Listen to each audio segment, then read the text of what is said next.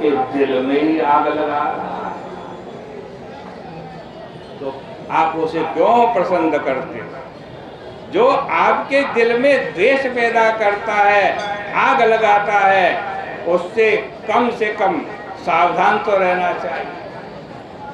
आइए भगवान की कथा सुनिए। लोग रोज कहते हैं सूर्योदय हुआ, सूर्यास्त हो गया, लेकिन यह नहीं देखते कि हमारी आयु घट रही है। इसलिए अपनी आयु को भगवान की कथा से जोड़ते चले जाओ। क्या पेड़ नहीं जिंदा रहते? क्या लोहार की जो धोखनी है वो सांस नहीं लेती? आपसे ज्यादा सांस लेती है। वह मनुष्य कुत्ते के समान है, ऊंट के समान है, गधे के समान है, जो अपना जीवन वैसे ही व्यतीत कर रहा है, जिसके कानों में भगवान की कथा नहीं पड़ती है।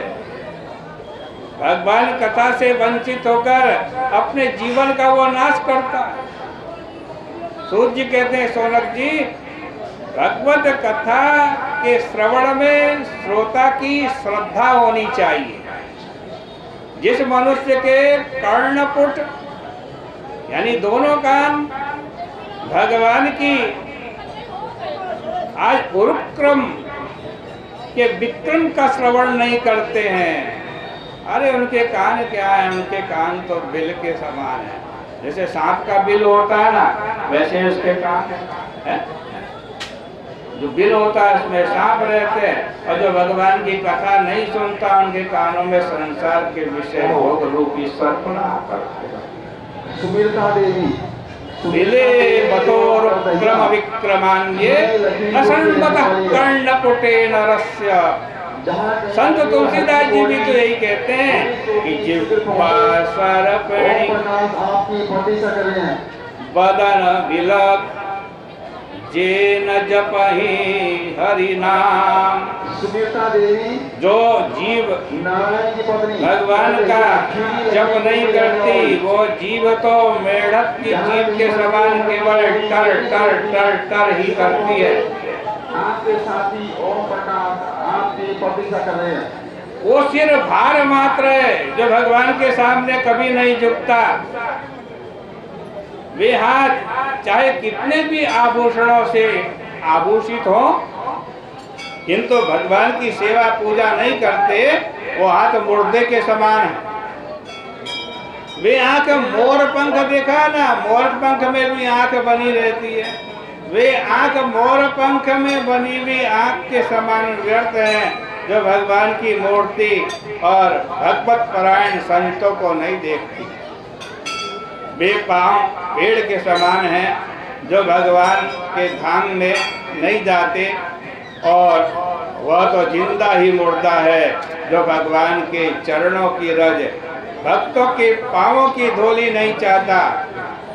जिसको कभी तुलसी के गंध का भावपूर्ण आघ्राण नहीं दिया है, जिसने कभी भी तुलसी के गंध को सूंघा नहीं है, उसकी नाक भी व्यर्थ है। भदश्मसारं हृदयं भतेदं यत गृह्यमाणैर् हरिनामधेयैः न विक्रयेताथ तदा विकारो नेत्रे जलम गात्रोहे सुहर्षः। वह हृदय नहीं, औलाद है, लोहे के टुकड़े के समान है, पत्थर के टुकड़े के समान है, जो भगवान की कथा का श्रवण और नामोच्चारण से द्रवित नहीं होता। अरे बाबा, पिघल तो पत्थर भी जाता है, किंतु तुम्हारा दिल कैसा है जो भगवान की कथा को सुनकर भी द्रवित नहीं होता? आंखें कैसी हैं जिसमें भगवान के लिए आंसू नहीं आते? शरीर कैसा है जो रोमांचित नहीं होता? शौनक आदि ऋषियों ने फिर कहा, हे सूत जी, आप हमें सुनाइए भगवान की वही कथा जो अध्यात्मविद सुखदेव जी को राजा परीक्षित ने सुनाई थी। और इस प्रकार यहाँ पर श्रीमद् भागवत जी के द्वितीय स्कंद का तृतीय अध्याय परिपूर्ण हो रहा है। प्रत्येक दिन यहाँ पर शाम को आरती के पश्चात इस गंगा जी के तट पर श्रीमद् भागवत की कथा होती है। आप लोग आए, आरती के पश्चात कथा श्रवण करें। इस पवित्र तीर्थ में बैठकर कथा के श्रवण के पुण्य भागी बने। इतना कहकर विराम।